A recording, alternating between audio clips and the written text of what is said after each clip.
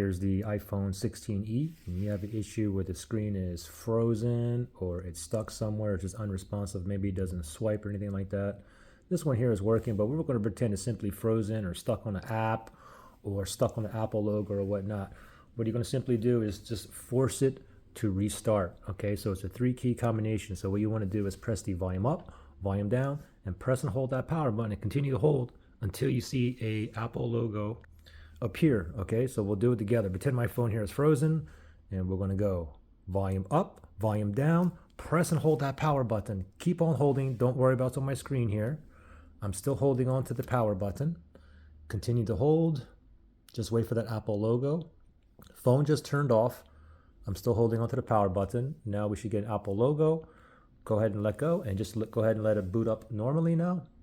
And then when it boots back up, hopefully your phone is back into working order. If it's not, or it gets frozen again, just force it to restart again. Good luck.